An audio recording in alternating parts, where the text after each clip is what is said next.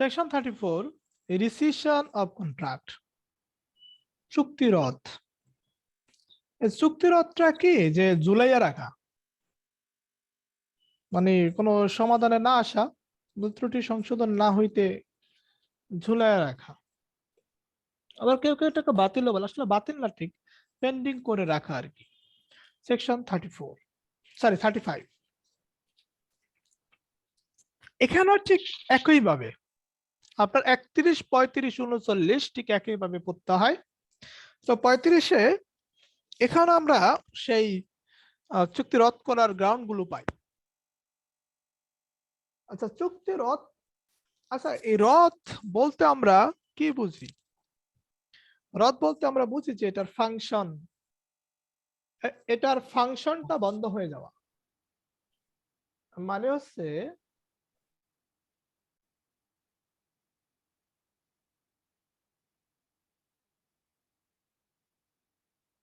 আচ্ছা সরকারি চাকরিতে কি জানি করে না, ওই যে সাময়িকভাবে বরখাস্ত, ঠিক ওই টাইপের আর কি, যেটা কিছু সময়ের জন্য সাসপেন্ড করে রাখা এরকম। তো যদি দেখা যায়, এবং এবং এটার জন্য অবশ্যই it must be in writing, এই চুক্তিটা অবশ্যই রিটেন হতে হবে। রিটেন চুক্তির ক্ষেত্রে রিসিশন অফ কন্ট্রাক্ট প্রযোজ্য হবে, তাছাড়া না। দাদা, সাসপেন্ড তো স্থগিত করে রাখাটা, রদ তো একেবারে বাতিল করে দেওয়া পুরোপুরি ভাবে।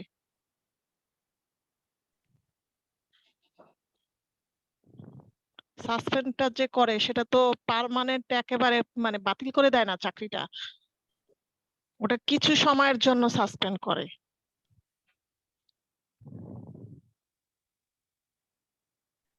আর রদটা তো দাদা আমার মনে হচ্ছে যে বাতিল, মানে পুরা একদম বাদ করে দেওয়া। রদ মানে যে চাকরি যেটা ডিসমিস, হ্যাঁ ডিসমিস মানে খারিজ যেটা মানে চুক্তির রদ যদি বলি, দাদা এটা কি চুক্তি বাতিল না, নাকি চুক্তি বাতিল একেবারে বাতিল হয়ে যাওয়া? হ্যাঁ বাতিল হয়ে যাওয়া এরকম কিনা?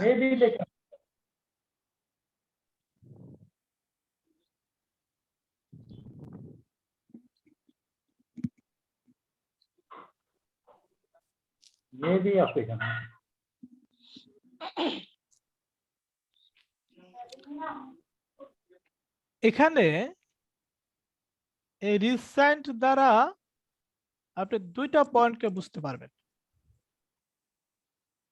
একটা হচ্ছে টু বি সাসপেন্ডেড,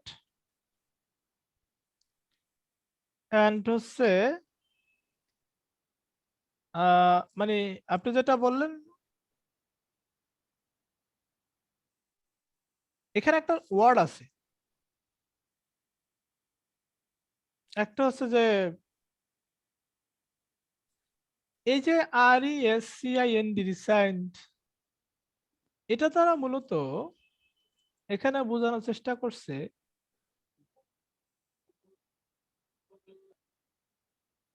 পেন্ডিং। যেমন হচ্ছে একটা চুক্তি যখন বাতিল যোগ্য হবে, বাতিল যোগ্য হবে, একটা কন্ট্রাক্ট কখন বাতিল যোগ্য হয়? একটা কন্ট্রাক্ট বাতিল যোগ্য হয় একটা কন্ট্রাক্ট হওয়ার জন্য যেই ধরনের ক্রাইটেরিয়া দরকার, যেই ধরনের এলিমেন্টস দরকার, সেটা যখন ফুলফিলমেন্ট, মানে সেটা যখন ফুলফিল না হবে। দেখা গেল যে 10টা কন্ডিশনের মধ্যে, মানে 10টা পদক্ষেপের মধ্যে আমরা ধরে নিলাম যে একটা কন্ট্রাক্ট ফুলফিল হতে 10টা পদক্ষেপ লাগে। 10টা পদক্ষেপের মধ্যে আপনার পদক্ষেপ সম্পূর্ণ হয়েছে 9টা, তার মানে অ্যাবসেন্স হচ্ছে কয়টা? একটা। এই একটা পদক্ষেপের জন্য চুক্তিটা নেচার হয়ে যায় ভয়েডেবল, বাতিল যোগ্য, বা বাতিল হয় না, বাতিল যোগ্য হয়। এখন এই দুই পার্টির কোনো পার্টি যদি মনে করে যে সে চুক্তি থেকে সরে আসবে, চুক্তিটাকে বাতিল করে দিবে, চুক্তির সাথে থাকবে না, সে পারবে। এটা একটা প্রেক্ষাপট, তার মানে এখানে চুক্তিটা বাতিল হয়ে যাচ্ছে যে কোনো একটা পার্টির ইচ্ছা অনুসারে। এবার বাতিলযোগ্য কন্ট্রাক্টে বলতেছে যে এই যে 10টা ক্রাইটেরিয়ার মধ্যে কয়টা ক্রাইটেরিয়া পূর্ণ হলো? 9টা। একটা ক্রাইটেরিয়া পূর্ণ করার সুযোগ কিন্তু আছে।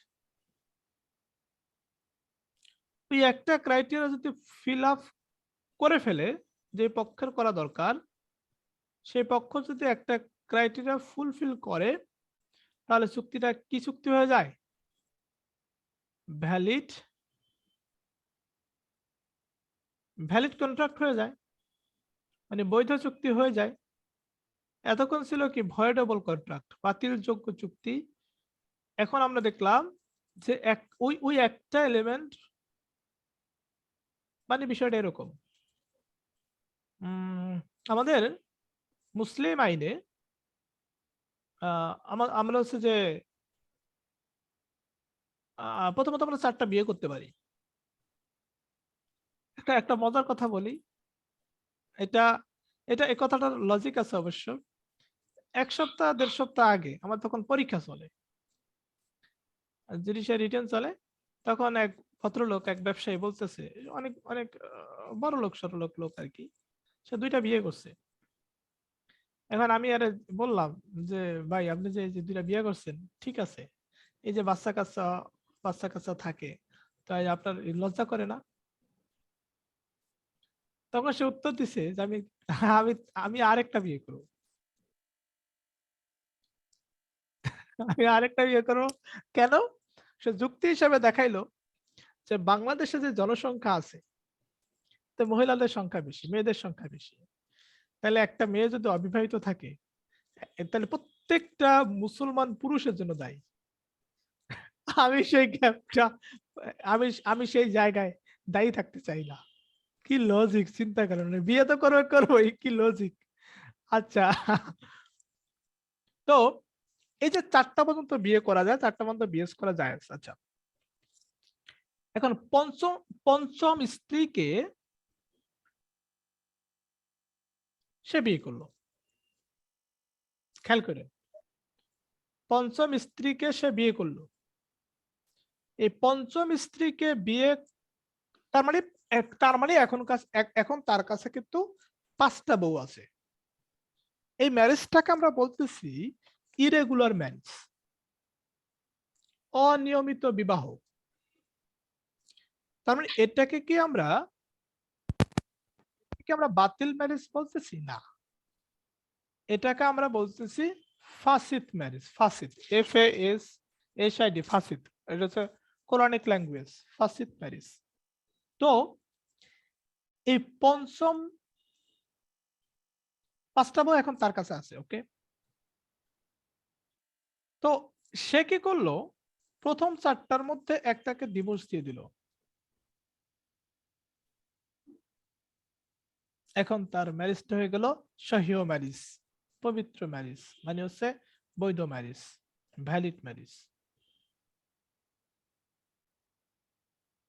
তার মানে হচ্ছে যেটাকে আমরা ভয়েডেবল বলতেছি, যেটাকে আমরা বাতিল যোগ্য বলতেছি, সেটাকে আমরা বাতিল করতে পারি 1। 2 নাম্বার হচ্ছে সেটাকে আমরা পেন্ডিং রেখে ওই ক্রাইটেরিয়া ফুলফিল করে সেটাকে আমরা আবার ভ্যালিড করতে পারি।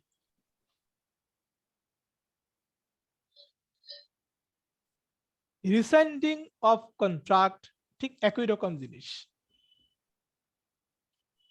মানে হচ্ছে রিসিশন অফ কন্ট্রাক্ট একই রকম জিনিস। যেটার কারণে বাতিলযোগ্য বলতেছি, যে ক্রাইটেরিয়ার কারণে আমরা বলতেছি যে চুক্তিটা রদ করা প্রয়োজন, সেই ক্রাইটেরিয়া যদি আমরা ফুলফিল করি, তখন সেটা কি হয়? ভ্যালিড হয়ে যায়। তাহলে এখানে 2টা পরিস্থিতি হতে পারে। একটা হচ্ছে যে পেন্ডিং রেখে সলিউশনে আসা, আর একটা হচ্ছে সরাসরি বাতিল। 2টা প্রেক্ষাপটেই এই সেকশন 35 এর সাথে যায়। ক্লিয়ার? তাহলে চুক্তি রদ বা প্রত্যাহার, রিসিশন অফ কন্ট্রাক্ট, সেকশন 35। এখানে আমরা ঠিক রেকটিফিকেশন অফ ইনস্ট্রুমেন্টের মতো এখানে আমরা দেখতে পাই যে আপনার প্রথমত কন্ট্রাক্টটা রিটেন হতে হবে এবং এই কন্ট্রাক্টটা ভয়েডেবল হতে হবে। মানে আমরা তো কন্ট্রাক্ট ফরম্যাট করছি, মানে মানে মানে ফরমেশন অফ কন্ট্রাক্ট হয়েছে, একটা চুক্তি গঠন হয়েছে, সেই চুক্তিটা নেচার হতে হবে ভয়েডেবল, চুক্তির নেচার হতে হবে ভয়েডেবল। এরপরে বলছে যে ধরেন কন্ট্রাক্টে যে যে কাজগুলো দরকার সেই কাজগুলা কোনো একটা পার্টি সম্পূর্ণভাবে করে নাই, সম্পূর্ণভাবে না করার কারণে কন্ট্রাক্টটা আনলফুল হয়ে গেল।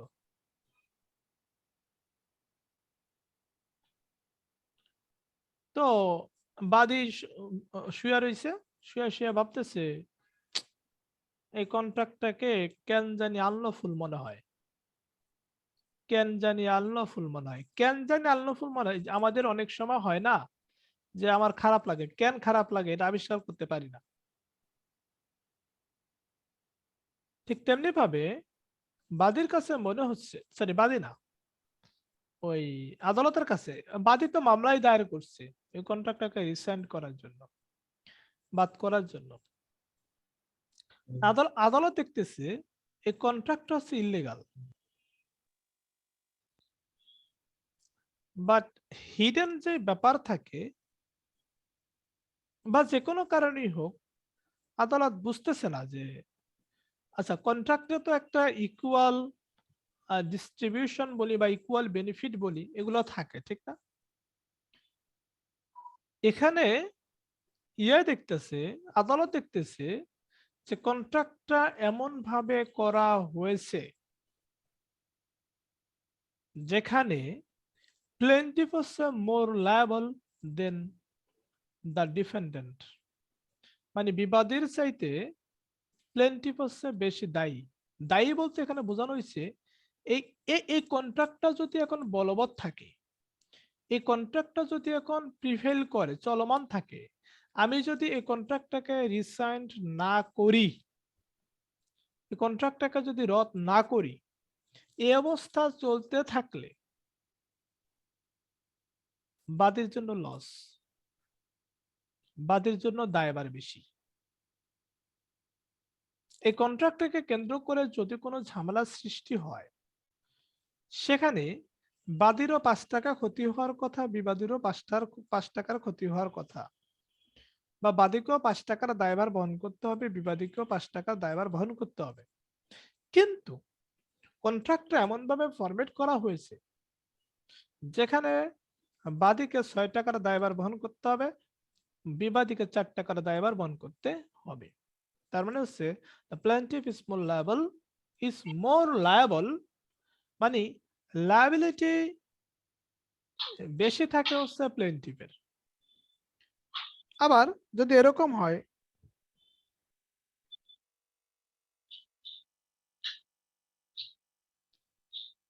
আমি আপনার সাথে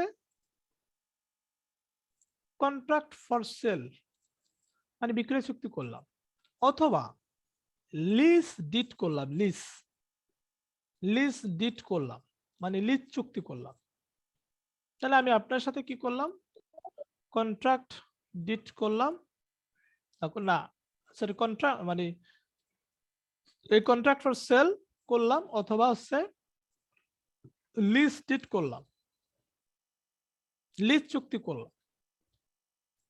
এখন দেখা গেল আচ্ছা বিক্রয় চুক্তি মোতাবেক আমি আপনার কাছে সম্পত্তি বিক্রি করব, আপনি আমাকে পেমেন্ট করবেন। তার মানে আছে আমি আপনাকে একটা সম্পত্তি ট্রান্সফার করব, আপনি আমাকে টাকা দিবেন।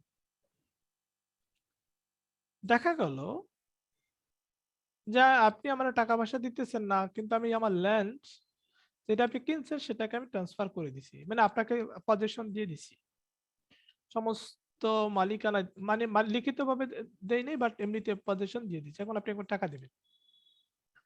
আপনি যখন টাকা দিচ্ছেন না, according to contract for sale, বিক্রয় চুক্তি অনুসারে, তখন আমি আদালতে গেলাম।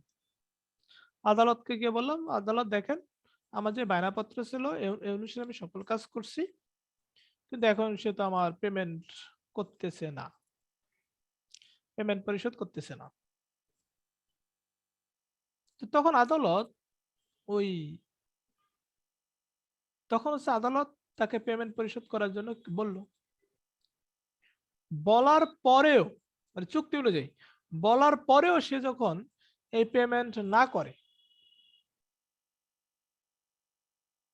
বলার পরেও যখন পেমেন্ট না করে, তখন এই চুক্তিটাকে আদালত রিসেন্ড করার আদেশ দিয়ে দেয়। ধরেন হচ্ছে যে সে চুক্তি মানে প্রথমত আদালত একটা রায় দিছে, যে আদেশ দিছে যে আপনি এই পেমেন্টটা পরিশোধ করে দিবেন। বাস, আদালত থেকে বাসায় চলে আসলাম। তো 2 মাস সময় দিছে, 2 মাসের মধ্যে সে পেমেন্ট করতেছে না। আবার আদালতে গেলাম, আদালতকে বললাম যে আদালত এত দানাই পানাই লোক, এর আপনি আদেশ দিছিলেন আমার টাকা পয়সা দেওয়ার জন্য, এত টাকা পয়সা দিচ্ছেন, আপনি চুক্তিটাকে বাদ করে দেন, চুক্তিটাকেই রদ করে দেন। বিক্রয় চুক্তিতে যদি কোনো কিছু গোপন করে তাহলে সেটাও তো রদ হয়ে যাবে, সেই চুক্তিও রদ করে দিবে আদালত। বিক্রয় চুক্তিতে না, বিক্রয় চুক্তি না, যে কোনো চুক্তিতে যদি কোনো কিছু মিসরিপ্রেজেন্ট করে, যদি মিসরিপ্রেজেন্টেশন থাকে, মানে কনসিলমেন্ট থাকে, গোপনীয়তা থাকে, বা হচ্ছে ভুলভাবে ব্যাখ্যা করে, ভুলভাবে উপস্থাপন করে, ফ্রড থাকে, তাহলে এগুলো হচ্ছে চুক্তি আইনের 19 ধারা অনুসারে, চুক্তি আইনের 19 ধারা অনুসারে হচ্ছে ভয়েডেবল। যে কোনো পক্ষ চাইলে, এখন আমি দেখতেছি যে আমার বউ, আমি দেখতেছি আমার গার্লফ্রেন্ডের অনেক প্রবলেম, তারপর আমি তার বিয়ে করলাম, তাহলে আমার কাছে এখন 2টা অপশন আছে, আমি তাকে বিয়ে করব অথবা রিজেক্ট করে দিব, ঠিক না? তো যখন আমি একটা চুক্তিতে দেখবো যে মিসরিপ্রেজেন্ট হয়েছে, অপর পক্ষ আমাকে ভুলভাল বুঝাইছে, সে অনুযায়ী আমি কন্ট্রাক্টে সাইন করছি। এখন যখন আবিষ্কৃত হলো যে এখানে মিসরিপ্রেজেন্টেশন ঘটেছে, এখানে ফ্রড ঘটেছে, এখানে কোরশন ছিল, জোর জবরদস্তি ছিল, তখন আমার জন্য অপশন 2টা। একটা হচ্ছে কন্ট্রাক্টটা বাতিল করতে পারবো, অথবা কন্ট্রাক্টটা যেমন আছে এমনই চালিয়ে নিয়ে মানে ভুল আছে, ভুলভাবে চালিয়ে নিয়ে যেতে পারবো। এটা আমার ইচ্ছার উপর নির্ভর করবে যে আমি কি করব কি করব না। ওকে, তার মানে এটা ভয়েডেবল। হ্যাঁ, এটা হচ্ছে ভয়েডেবল। তাহলে মানে এই টোটাল ল্যাঙ্গুয়েজটাই মূলত ভয়েডেবল সেকশন 35, যেখানে এই কন্ট্রাক্টটাই ভয়েডেবল হবে। সেটা তো প্রথম অপশনে বলে দিছে যে বিক্রয়ের ক্ষেত্রে, লিজ চুক্তির ক্ষেত্রে আমরা ভয়েডেবল এটা দেখতে পাই। এখন লিজ ক্রয়িতা কি করবে? নিজের অর্থ পরিশোধ করবে। তো সে যখন পরিশোধ করতে পারবে না এবং আদালত তাকে অর্ডার দিচ্ছে পরিশোধ করার জন্য, তারপরেও সে মানতেছে না, তারপরেও সে পরিশোধ করতেছে না, তখন আলটিমেটলি এই লিজ ডিডটা কি হয়ে যাবে? যে লিজের জন্য যে কন্ট্রাক্টটা হয়েছিল এটা আদালত রদ করে দিবে। এখন এখানে একটা কথা আছে যে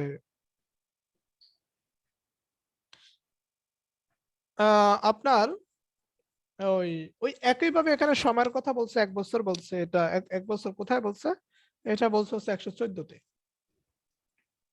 আর্টিকেল 114-তে বলছে যে 1 বছরের মধ্যে মামলা দায়ের করতে হবে এই ঘটনাগুলো যখন আপনি জানবেন। কিন্তু আমাদের যে জায়গাটা হচ্ছে মোস্ট ইম্পর্টেন্ট, তাহলে আমরা 35 এর গ্রাউন্ড গুলো দেখলাম এবং টাইমটা দেখলাম। যে জায়গাটা হচ্ছে মোস্ট ইম্পর্টেন্ট সেটা হচ্ছে সেকশন 37। দাদা, হ্যাঁ, এই এই ধারাটা প্রথমেই দেখা আছে যে বিচার পূর্বক, এটা তো আপনার মানে কোনো মামলাই হয় নাই, বিচারের পূর্বেই দাদা এটা মামলা কি মানে নর্মাল যে মামলা হয় সেইভাবেই করে এটাকে আপনার রদ করা হবে? হ্যাঁ, হ্যাঁ, এখানে তো বিচার পূর্বক বলা হয়েছে, বিচার পূর্বক। এখানে আপনার যে মানে মেন বইটা যেটা আছে, হ্যাঁ, মানে ওই যে আপনার গাজী শামসুর রহমানের যে বইটা আছে এটাই তো মেন বই হিসাবে ধরা হয়। তো এখানে বলা হচ্ছে যে ধারা 35 বিচারপূর্বক যখন রদ করা যায়।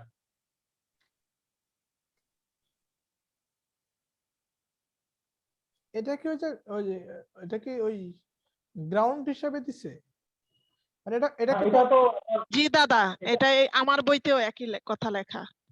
এটা তো গাজীর বই, এটা তো আপনার মানে মেন বই যদি ধরে কেউ, এটা তো সেই বইটাই। তো বিচার এখানে লেখা আছে যে when rescission, ইংরেজিতে when rescission may be Adjust adjudged, কথাটা লেখা আছে, যেটা বাংলা সেকশন 35 বিচারপূর্বক যখন রদ করা যায়। বিচারপূর্বক মানে বিচার শুরু করার আগেই যখন রদ করা যায়, এটা হলো গিয়ে 35। আর 37 যেটা হচ্ছে যে সুনির্দিষ্ট কার্য সম্পাদনের মামলা বিকল্প হিসেবে রদ প্রার্থনা, মানে এটা বোধহয় বিচারের পরে মানে শুরু হওয়ার পরে। আর এটা তো বিচারপূর্বক বলা হয়েছে দাদা 35। এটা তো মামলা, মানে এটা কি ধরনের মামলা হবে দাদা?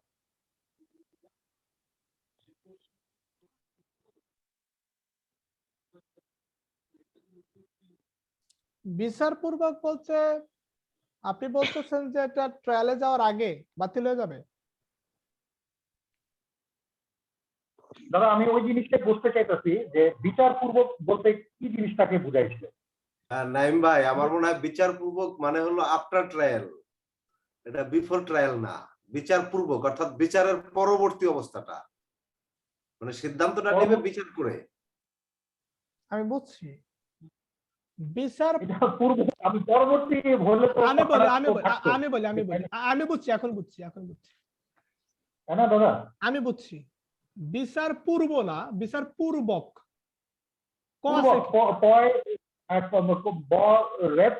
পূর্বক লেখা আছে বাংলা।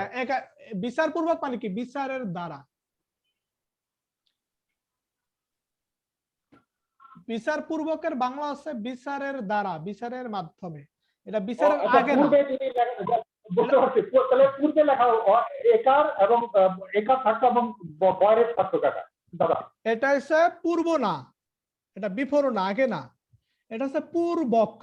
ক, হ্যাঁ ক আছে দাদা, ক আছে। এই পূর্বক মানে হচ্ছে দ্বারা, দ্বারা দিয়ে, মাধ্যম। এটা যদি দাদা আরেকটু ক্লিয়ার করে নাকি, মানে আমার ঠিক বুঝতে মানে একটু ইয়ে হচ্ছে আর কি। আচ্ছা,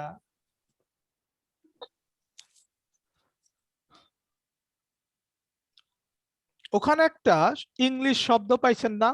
অ্যাডজাস্ট, ADJUDG।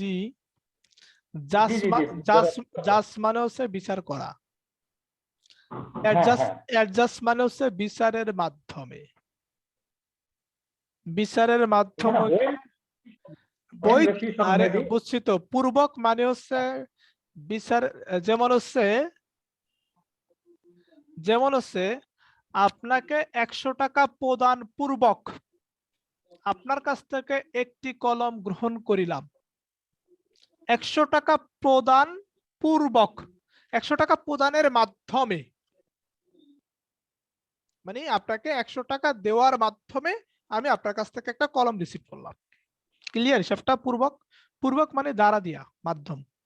এটা হচ্ছে বাই, ইংলিশ হচ্ছে বাই। আমি তো ভয় পেয়ে গেছি, কি কয় পূর্ব। আচ্ছা ঠিক আছে, পূর্বক ক আছে তাইলে। আচ্ছা আচ্ছা, 37 হচ্ছে তাহলে আপনার 31-এ যেভাবে প্রশ্ন আসতে পারে, এই 35 থেকে ঠিক সেইভাবে প্রশ্ন আসতে পারে। ক্লিয়ার?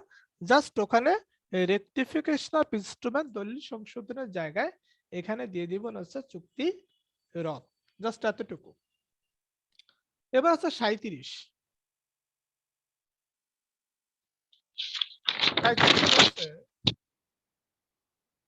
যে এই 37-এর রিলেশন হচ্ছে 12 ধারার সাথে। সেখানে একটা ঘটনা তুলে দিল, 12 ধারা একটা ঘটনা তুলে দিল যে এভাবে এভাবে এভাবে এখানে আদালত সুনির্দিষ্ট কার্য সম্পাদনের আদেশ ব্যতীত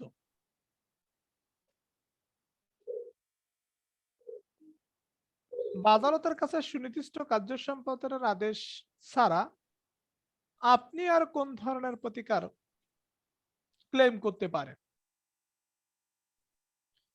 উত্তর হচ্ছে এই কন্ট্রাক্টকে রদ করা। উত্তর হচ্ছে কন্ট্রাক্টকে রদ করা। তাহলে 37 বলছে, ওই যে আমরা ওই দিন বলছিলাম যে সুনির্দিষ্ট প্রতিকার আমি চাইলাম যে কিসের জন্য চাইলাম, স্পেসিফিক পারফরমেন্স অফ কন্ট্রাক্ট, মানে চুক্তি অনুযায়ী কাজ করবে এই কারণে আমি চাইলাম। কিন্তু আমি সাথে সাথে বলে দিলাম, স্যার সে যদি চুক্তি অনুযায়ী কাজ নাও করতে পারে তাহলে না, আপনি যদি চুক্তি অনুযায়ী কাজ করার আদেশ না দিতে পারেন তাহলে আমার অল্টারনেটিভ প্রেয়ার থাকলো আপনার কাছে, আপনি চুক্তিটাকে রদ করে দিবেন। যে চুক্তিটার জন্য, যে চুক্তিটার কাজকে এনফোর্স করার জন্য আমি আপনার কাছে আসছি, সেই কাজটাকে এনফোর্স করার আদেশ আপনি যদি না দিতে পারেন তাহলে এটাকে রদ করে দিবেন। তার মানে এই স্পেসিফিক পারফরমেন্সের অল্টারনেটিভ প্রেয়ার হচ্ছে আমার সেকশন 37। সেকশন 37 38 কি বলছে? 38 খুব সুন্দর কথা বলছে। আচ্ছা, আমি আপনার সাথে চুক্তি করছি কি চুক্তিটা বাতিল হওয়ার জন্য? না। চুক্তিটা রদ হওয়ার জন্য কি আমি আপনার সাথে চুক্তি করছি? না। দেখা গেল আপনার ভুলের কারণে এখন চুক্তিটা রদ করা লাগতেছে, তাহলে বাদী পক্ষ এখানে কিছুটা ক্ষতিগ্রস্ত হতে পারে। আদালত এটা বিবেচনা করে, আদালতের বিবেচনামূলক ক্ষমতায় আদালত একই সাথে চুক্তিটাকে রদ করে দিল এবং সাথে সাথে আপনার কি করলো, বাদীকে কম্পেনসেশন করার আদেশও দিয়ে দিল, অর্থাৎ বাদীকে কিছু ক্ষতিপূরণের ব্যবস্থাও করে দিল। বাদীকে ক্ষতিপূরণের ব্যবস্থাও করে দিল। তাহলে এখানে দেখেন যে যদি প্রশ্ন আসে, আপনাকে বিশাল একটা ফ্যাক্ট দিয়ে দিল, তারা 38 থেকে বলে দিল যে চুক্তি রদের পাশাপাশি বাদী আর কোনো প্রতিকার পেতে পারে কিনা। উত্তর হচ্ছে বাদীর পক্ষে ক্ষতিপূরণ মঞ্জুর হতে পারে। বাদীর পক্ষে আদালত ক্ষতিপূরণ মঞ্জুর করতে পারে। ফ্যাক্টটা তুলে দিবে যে চুক্তি রদের পাশাপাশি আদালত চুক্তি রদ করলো, আদালত এখানে আর কি করতে পারত বা বাদী এখানে আর কিভাবে প্রতিকার পেতে পারত, আর কোনো প্রতিকার এখানে ছিল কিনা? হ্যাঁ, অবশ্যই ছিল। তার 38 বলছে ক্ষতিপূরণের ব্যবস্থা ছিল। ওকে, আমরা আজকের মতো আর ক্লাস করব না। আচ্ছা, আমাদের কি শুক্রবার সকালবেলা, এই আগামীকাল সকালে ক্লাস করা সম্ভব? 7টা বাজে সকালে? দাদা কালকে একটু ঢাকার বাইরে যাবো দাদা। ও তাহলে কালকে স্টপ থাক। আর শুনেন, আমরা শনিবার একটা পরীক্ষা দিব। হ্যাঁ, শনিবার না, কয়টায় দাদা? একটু টাইম নিয়ে পড়ি। আমরা রবিবার একটা পরীক্ষা দিই। রবিবার রাত 9টা বাজে আমরা একটা পরীক্ষা দেই, হচ্ছে তামাদি আইন আর এসআর একটা যা পড়ছি এর উপরে। লং টাইম, 3 ঘন্টা টাইম নিয়ে। উপরে থাকবে, উপরে থাকবে মহান বিজয় দিবস, তবে ডিসেম্বর 2021 সকল নেতাগিরি